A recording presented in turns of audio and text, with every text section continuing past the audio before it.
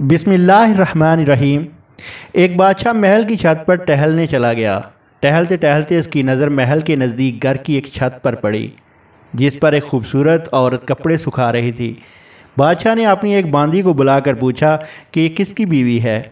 باندی نے کہا، بادشاہ سلامت، یہ آپ کے فلاں غلام کی بیوی ہے۔ بادشاہ پر اس عورت کا حسن کا غلبہ طاری ہو گیا تھا۔ بادشاہ نے غلام کو بلایا۔ غلام حاضر ہوا تو بادشاہ نے کہا کہ ہمارا ایک کام ہے، ہمارا یہ خط فلاں ملک کے بادشاہ کو دے آؤ اور اس کا جواب بھی ان سے لے لینا۔ غلام خط لے کر گھر آ گیا اور خط تکیے کے نیچے رکھ دیا۔ سفر کا سامان تیار کیا، رات گھر میں گزاری اور صبح منزل مقصود پر روانہ ہو گیا۔ اس بات سے لا علم کہ بادشاہ نے اس کے ساتھ کیا چال چلی ہے۔ ادھر جیسے ہی غلام نظروں سے اوجھل ہوا تو بادشاہ غلام کے گھر پہنچا اور غلام کے گھر کا دروازہ کھٹکھٹایا۔ غلام کی بیوی نے پوچھا کہ کون ہے؟ بادشاہ نے کہا کہ میں بادشاہ ہوں، تمہارے شوہر کا مالک۔ تو اس نے دروازہ کھولا۔ بادشاہ اندر آ کر بیٹھ گیا۔ غلام کی بیوی نے حیران ہو کر کہا، بادشاہ سلامت، آپ یہاں ہمارے غریب خانے میں؟ بادشاہ نے کہا کہ میں یہاں مہمان بن کر آیا ہوں۔ غلام کی بیوی نے بادشاہ کا مطلب سمجھ کر کہا، میں اللہ کی پناہ چاہتی ہوں، آپ کے اس طرح آئے ہیں جس میں مجھے کوئی خیر نظر نہیں آتی۔ بادشاہ نے غصے سے کہا، اے لڑکی، کیا کہہ رہی ہو تم؟ شاید تم نے مجھے پہچانا نہیں، میں بادشاہ ہوں، تمہارے شوہر کا مالک۔ غلام کی بیوی نے کہا، بادشاہ سلامت، میں جانتی ہوں کہ آپ بادشاہ ہیں، لیکن میں یہ بھی جانتی ہوں کہ شیر کو جتنی بھی تیز بھوک لگی ہو لیکن وہ مردار تو نہیں کھانا شروع کر دیتا۔ بادشاہ اس عورت سے شرمسار ہو کر واپس چلا گیا، لیکن اپنی چپل وہیں پر بھول آیا۔ غلام کو آدھے راستے پر یاد آیا کہ جو خط بادشاہ نے اسے دیا تھا وہ تو گھر پر ہی چھوڑ آیا ہے۔ اس نے گھوڑے کو تیزی سے واپس موڑا اور اپنے گھر کی طرف لپکا۔ اپنے گھر پہنچا تو تکیے کے نیچے سے خط نکالتے وقت اس کی نظر پلنگ کے نیچے پڑے بادشاہ کے جوتے پر پڑی، وہ جو جلدی میں وہ بھول گیا تھا۔ غلام کا یہ دیکھ کر سر چکرا گیا اور وہ سمجھ گیا کہ بادشاہ نے اسے سفر پر صرف اس لیے بھیجا تھا تاکہ وہ اپنا مطلب پورا کر سکے۔ غلام کسی کو کچھ بتائے بغیر چپ چاپ گھر سے نکل گیا اور کام ختم کرنے کے بعد واپس بادشاہ کے پاس آیا تو بادشاہ نے اسے انعام کے طور پر 100 دینار دیے۔ غلام دینار لے کر بازار گیا اور کچھ عورتوں کے استعمال کی چیزیں اور کپڑے لے کر گھر پہنچا۔ بیوی کو سلام کیا اور کہا، چلو تمہارے میکے چلتے ہیں۔ بیوی نے پوچھا، کیا ہے؟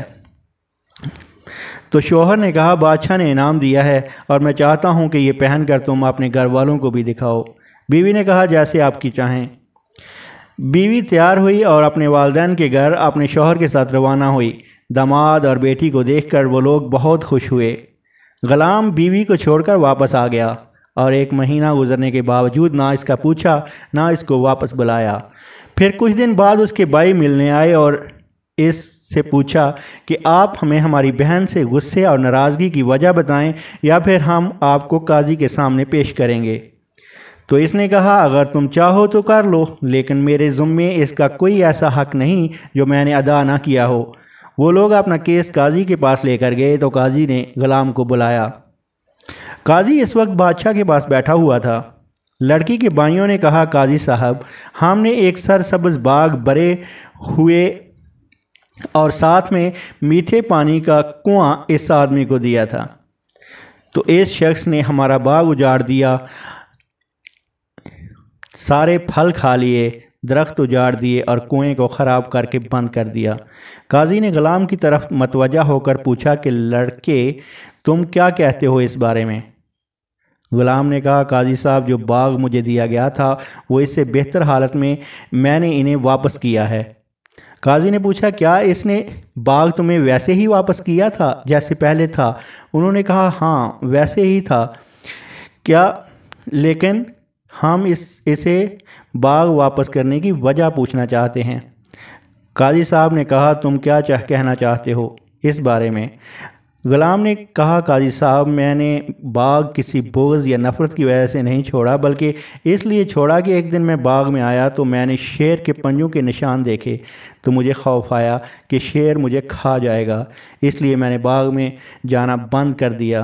بادشاہ جو ٹیک لگائے یہ سب سن رہا تھا اٹھ کر بیٹھ گیا اور کہا، تم اپنے باغ کی طرف مطمئن ہو کر جاؤ، واللہ اس میں کوئی شک نہیں کہ شیر تمہارے باغ میں آیا تھا، لیکن وہاں پر نہ تو کوئی اثر چھوڑ سکا اور نہ کوئی پھل کھا سکا۔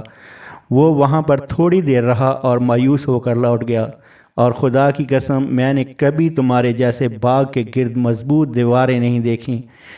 تو غلام اپنے گھر لوٹ آیا اور بیوی کو بھی لے آیا۔